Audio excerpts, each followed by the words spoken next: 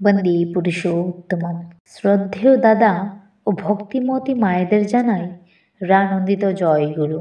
আজকে আমি শ্রী শ্রী ঠাকুরের ভাবধারায় কখন দেবশিশুর আবির্ভাব হয় এই নিয়ে আলোচনা করব।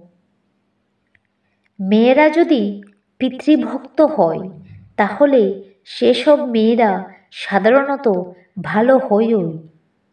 ভক্তির আবার একটা পরক আছে। ভক্তি চিরকালই কর্মমুখর।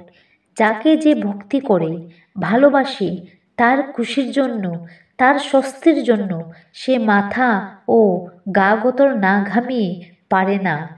আবার নিজের চরিত্রটাকেও সুসজ্জিত করে তোলে, তেমনতর করে। এই করতে গিয়ে তার প্রবৃত্তিগুলিও নিয়ন্ত্রিত হয়ে ওঠে।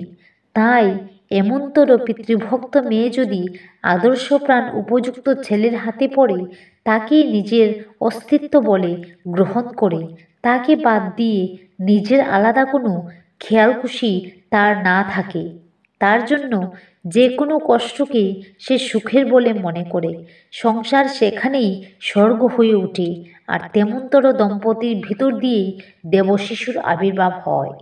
জয় গুরু।